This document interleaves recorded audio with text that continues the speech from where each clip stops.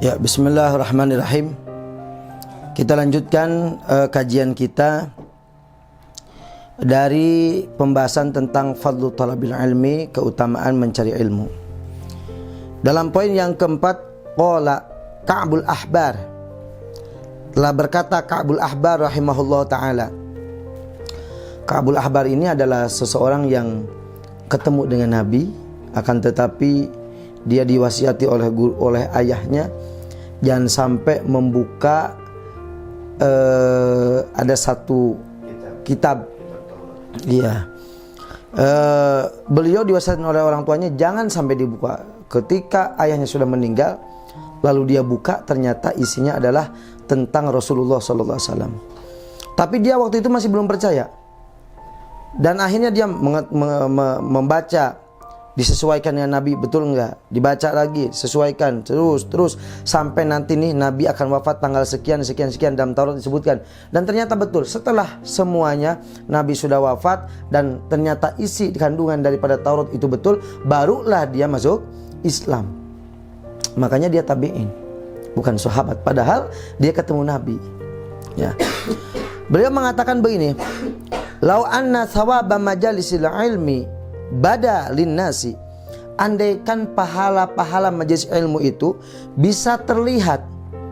Majelis ilmu, ketika seseorang hadir di majelis taklim, dia akan melihat pahalanya, terlihat pahalanya oleh mereka, oleh manusia yang hadir ke majelis taklim, maka laqtatalu alaihi hatta yatruka kullu dhi imaratin imaratahu. Maka niscaya mereka akan saling berperang, saling rebutan, sampai mereka mau meninggalkan, sampai mereka orang yang punya kekuasaan meninggalkan kekuasaannya. Wa kullu dhi suqin, yang punya toko di pasar meninggalkan suqahu, meninggalkan pasarnya. Mungkin kalau sekarang yang punya laptop, ya, yang punya mobil, yang punya motor, mereka akan meninggalkan motor mobilnya demi untuk apa? Untuk mendapatkan pahala majlis ilmu. Artinya apa? Pahala hadir majlis taklim, majlis ilmu ini luar biasa besar. Andaikan kelihatan. Masalahnya nggak kelihatan sehingga kita biasa-biasa saja. Oh, kalau pahala kelihatan mungkin kita semangat. Begitu kita beramal, pahala naik segede gunung Ciremai. Beramal lagi segede gunung Semeru misalkan, ya, dan seterusnya. Oh, semangat. Masalahnya nggak kelihatan, pahalanya tidak terasa, sehingga orang menghadiri majlis itu biasa-biasa saja, bahkan cenderung malas untuk hadir majlis taklim. Padahal kata beliau, andaikan pahala majlis taklim itu bisa diperlihatkan oleh Allah kepada orang-orang itu, pasti mereka yang punya kekuasaan akan meninggalkan kekuasaannya, yang punya pasar akan meninggalkan pasarnya, yang punya toko meninggalkan tokonya, yang punya mobil akan meninggalkan mobilnya, yang punya istri cantik pun akan ditinggalkan sementara.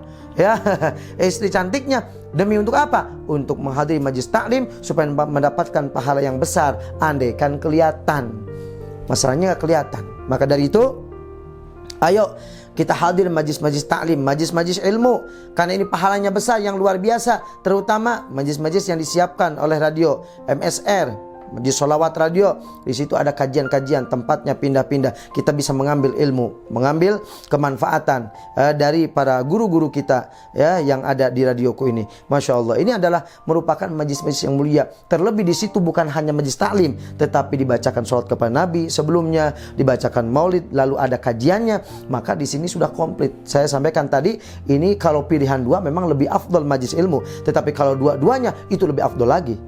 Kenapa? Tadi saya sampaikan, karena diantaranya apa?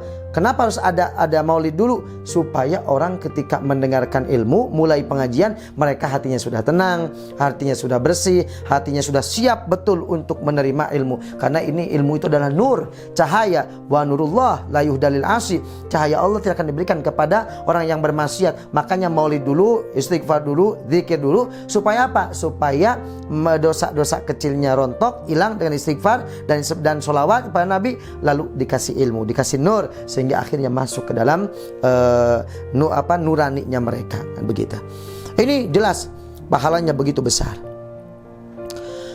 Wan Anas, poin yang kelima, dari Anas bin Malik radhiyallahu anhu anin Nabi sallallahu alaihi wasallam. Anas bin Malik ini adalah sahabat Nabi yang dari mulai umur 10 tahun beliau sudah dipasrahkan oleh ibunya namanya Ummu Sulaim. Ummu Sulaim ini suami istrinya Malik, ya. Beliau menitipkan anaknya kepada Rasulullah. Ya Rasulullah, saya titip anak saya ya Rasul, namanya Anas. Ij'al waladi, jadikan anak saya ini yukhadim laka, yakhdumu laka, apa yakhdum lak gitu ya. Jadikan anak saya ini atau khadiman laka, menjadi pembantumu ya Rasul. Kata Nabi, ya udah, aku jadikan anakmu menjadi khadim. Makanya Anas bin Malik itu karena umurnya baru 10 tahun sudah khidmah ke Nabi. Makanya kalau mondok itu harus dititipkan ke kiainya. Ummu Sulaim, ibunya Anas bin Malik, dia datang ke Rasulullah menitipkan anaknya dan meminta supaya khidmah kepada Rasulullah SAW. Karena dia umurnya 10 tahun, sehingga dia bebas masuk, keluar, masuk ke dalam, ke rumah Nabi, ketemu dengan istri-istri Nabi. Itu biasa ketemu dengan Sayyidah Aisyah karena masih belum balik, 10 tahun. Dan karena Anas bin Malik ini masih kecil, sehingga dia itu sering memandang wajah Nabi. Makanya riwayat dia itu banyak menceritakan tentang Nabi, tentang wajah Nabi, tentang kebiasaan Nabi, ya, tentang isi-isi Nabi seperti ini, seperti gambarannya. Dia bisa menggambarkan. Kenapa? Karena dia bebas lalu lalang masuk ke rumahnya kanjeng Nabi Muhammad SAW. Dan beliau mengatakan begini, Anas bin Malik, demi Allah saya dari mulai khidmah kepada Rasulullah selama 10 tahun. Karena kan Rasulullah di Madinah 10 tahun. Ya, 10 tahun. Anas bin Malik ketika Nabi baru pindah ke Madinah, beliau khidmah ke Rasul, sehingga khidmah selama 10 tahun. Kata Anas bin Malik, demi Allah saya mulai khidmah di Rasulullah selama 10 tahun, tidak pernah Nabi bilang, kamu jangan begitu, harusnya begini, kamu harus begini, jangan begitu. Gak pernah sekalipun Nabi. Selama 10 tahun. Itu sifatnya Rasulullah SAW. Belum bisa. Kalau kita punya anak buah, ini salah, harusnya begini, disalahin terus anak-anak kita. Tapi Rasul, kata Anas bin Malik, saya selama khidmah 10 tahun gak pernah Nabi memarahin saya, gak pernah Nabi bilang kamu jangan begitu, kamu jangan begini, gak pernah katanya. Nah, Anas bin Malik ini termasuk orang yang luar biasa. Ibunya ini Ummu Sulaim datang juga ke Nabi, ya Rasulullah, doain dong anak saya. Didoain sama Nabi, semoga Anas bin Malik ini banyak hartanya. Anas bin Malik hartanya banyak. Yang lain nggak kena hujan, tanahnya beliau kena hujan. Yang lain panen sekali, punya beliau 2 kali. Karena yang beliau itu hujan. Ya Allah, turunkan hujan, tapi tanah beliau saja, yang lain kering. Itu sebab kenapa beliau itu kaya. Yang lain panen sekali, beliau panen dua kali. Karena dapat doa dari Nabi. Yang kedua, didoakan oleh Nabi umurnya panjang. Sampai beliau itu punya anak 125 kalau tidak salah. Laki-lakinya 6 apa berapa, semua perempuan. Banyak pokoknya, lebih dari 100. Sampai ketika beliau meninggal itu anaknya sudah berapa yang meninggal, karena beliau umurnya panjang. Anak-anaknya lebih mati duluan daripada Anas bin Malik. Dan yang ketiga, didoakan masuk surga. Masya Allah. Makanya di sini ada pelajaran penting, berharga. 1, ketika kita memondokkan anak, titipkan kepada kiai. Sampaikan ya kepada kiai, titipkan kepada beliau. Kalau bisa berkhidmah kepadanya. Yang kedua, yaitu mintalah doa kepada orang-orang soleh. Doa-doa kebaikan. Maka insya Allah anak kita akan menjadi anak yang hebat, anak yang luar biasa. Seringkali kita bawa anak-anak kita ke orang-orang soleh, mintakan doa buat anak-anak kita. Itu pelajaran yang kita ambil dari ceritanya Anas bin Malik. Anas bin Malik radhiyallahu anhu, beliau menceritakan dari Rasul sallallahu alaihi wasallam, man kharaja fi talabil ilmi, barang siapa yang keluar dari rumahnya, dari kontrakannya. Kalau dia diam di hotel, dari hotelnya, Masya Allah, dari vilanya, pokoknya keluar dah. Apa tujuannya keluarnya? Fi talabil ilmi, di dalam mencari ilmu. Maka fahuwa fi sabilillah, maka dia berada di jalannya Allah, seolah-olah dia sedang berperang di jalan Allah Subhanahu wa taala, hatta yarji'a, sampai dia kembali ke rumahnya. Sehingga kalau ada satu anak pesantren sedang mondok mencari ilmu, lalu dia mati syahid. Kenapa? Dia mati sedang berada di jalan Allah Subhanahu wa taala. Ada orang yang suka hadir majlis taklim, majlis ilmu, perjalanan ketika akan hadir ke majlis ilmu dari rumahnya bawa motor lalu kecelakaan dan meninggal dunia, matinya mati syahid. Kenapa? Orang yang sedang mencari ilmu itu fi sabilillah, berada dalam jalannya Allah Subhanahu wa taala. Berada dalam seolah-olah dia sedang berperang di jalan Allah. Karena sedang berperang di jalan Allah seolah-olah, maka ketika dia mati akan dianggap mati syahid. Tentunya syahid akhirat, bukan syahid dunia, sehingga tidak usah dimandiin, dikafani, enggak. Normal seperti biasa, cuman dia mendapatkan pahala syahid. Orang yang mati syahid akhirat itu banyak. Jadi syahid itu ada 3. Ya. Yang pertama ada syahid dunia akhirat, itu orang yang berperang di jalan Allah dan betul-betul karena Allah, matinya itu karena Allah, li'ilai kalimatillah, sehingga syahid dunia akhirat. Di dunianya dianggap syahid sehingga tidak usah disolati, dikafani, langsung dikuburkan dengan pakaian perangnya dengan banyak darahnya, dan di akhirat pun dianggap mati syahid dan mendapatkan kenikmatan di alam barzah. Yang kedua ada orang yang mati syahid dunia. Syahid dunia yang bagaimana? Dia di dunia seolah-olah mati syahid, berperang di jalan Allah, melawan orang-orang kafir. Lalu dia ini meninggal dunia, tapi dalam hatinya hanya dia yang tahu, tapi ya, dia dalam hatinya niatnya apa? Supaya terkenal sebagai pejuang, terkenal sebagai syuhada. Padahal dalam hatinya enggak, cuma pengen terkenal doang. Maka bagaimana? Yang seperti ini syahid dunia. Artinya apa? Tidak disolati, tidak dikafani seperti orang mati syahid, tapi di akhiratnya nggak dapat karena Allah tahu kalau dia niatnya bukan lillahi ta'ala. Yang ketiga syahid syahid akhirat, orang yang di dunianya normal seperti biasa, orang-orang biasa, dikafani, disolati, dimandikan dan dikuburkan, tetapi di akhirat dianggap orang yang mati syahid. Di antaranya orang yang sangat syauq, sangat rindu kepada seseorang, mencintai seseorang tetapi tidak berani mengungkapkan, menahan sampai akhirnya kering badannya dan mati. Itu termasuk mati syahid akhirat. Kebakar, terus tenggelam, lalu terkena puing-puing, roboh, misalkan ada gempa, ya, itu termasuk mati syahid. Lalu yang sakit perut, sakit asma, paru-paru, yang encok, ya, yang sakit panas, itu termasuk orang-orang yang mati syahid akhirat. Melahirkan, itu juga termasuk yang mati syahid akhirat. Banyak sebenarnya disebutkan di dalam kitab Nasoihul Ibad. Di situ disebutkan ada beberapa orang yang mati syahid akhirat. Tinggal dibuka saja kitabnya. Nah, jadi orang yang keluar dalam mencari ilmu, ketika misalkan ada orang datang ke satu majelis, untung nggak jadi ini, tadinya mau nyontohin saya. Ya. Ada orang hadir ke satu majelis, lalu meninggal dunia di majelis atau lagi pulang, ya, pokoknya sedang di luar rumah dalam tujuan mencari ilmu. Cuman nanti pengembangannya bagaimana kalau sudah pulang dari majelisnya, dia mampir kemana lalu mati, ini mati syahid apa enggak gitu.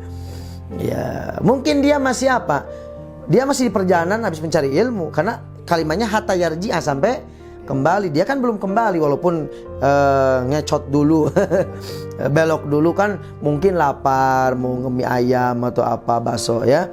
Seperti itu. Pas makan bakso, ceguan, keselak. Akhirnya innalillahi wa inna ilaihi raji'un. Bagaimana? Syahid. Ya, fi sabilillah hatta yarji'a, sampai pulang. Qala sallallahu alaihi wasallam. Poin ke-6. Nabi bersabda, manja'ahul mautu, barang siapa yang datang kematian kepada orang tersebut, seseorang yang datang kematiannya, wa huwa yatlubul ilma, sementara dia sedang mencari ilmu, liyuhya bihil islama, tujuannya apa? Untuk menghidupkan Islam, untuk mensyiarkan Islam, untuk memuliakan Islam, mengikuti perintah Allah, mengikuti perintah Rasul. Maka fabainahu wa bainal anbiya'i, maka antara dia dengan Nabi fil jannah, di surga, darajatan wahidatan, hanya 1 derajat saja bedanya. 1 derajat itu sudah tingkatannya tinggi di akhirat itu ya. Jadi di akhirat itu, di surga itu ada tingkatannya. Nah, antara pencari ilmu yang meninggal dunia dengan para nabi itu beda cuma 1 derajat. Ibaratnya lantai paling atas, misalkan lantai ke-7 ini Rasulullah, lantai ke-6 orang yang mati ketika mencari ilmu. Antara dia dengan nabi itu cuma beda 1 derajat saja. 1 derajat, Masya Allah.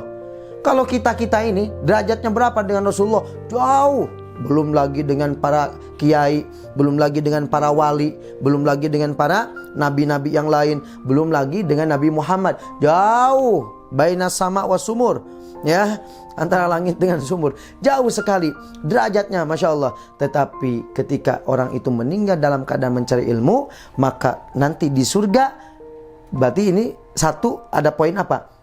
Orang yang mati dalam keadaan mencari ilmu masuk surga. Yang kedua, derajatnya di akhirat antara dia dengan para nabi hanya beda 1 derajat saja.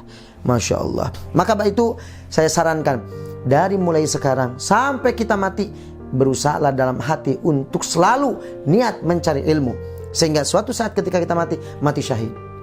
Saya berjanji insya Allah semampu mungkin, sebisa mungkin, kalau masih ada waktu dan memungkinkan, saya akan hadir majlis-majlis ilmu sampai saya meninggal dunia, sehingga saya dicatat termasuk orang yang mencari ilmu, sehingga nanti kalau mati adalah orang yang mati syahid, mendapatkan surganya Allah Subhanahu wa ta'ala.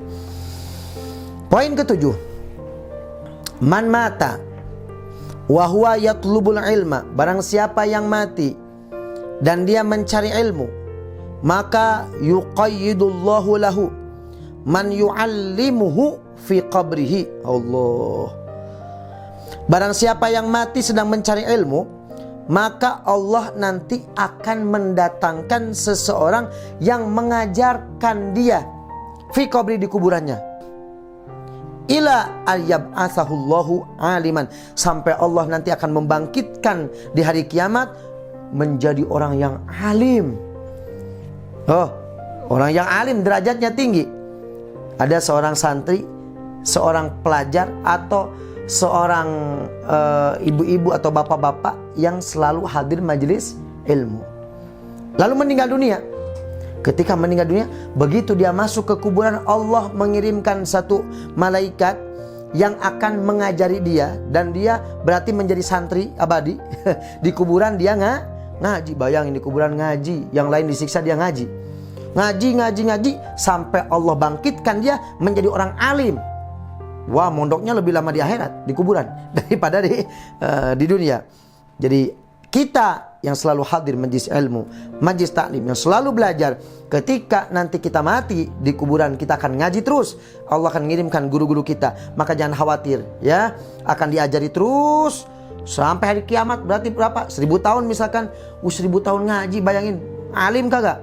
Alim banget. Maka ketika dibangkitkan oleh Allah di yaumil kiamah nanti, dia dibangkitkan sebagai ulama, sebagai orang alim. Ya Allah, Allahumma ja'alna minhum. Allah jadikan kita termasuk golongan mereka, amin ya rabbal alamin.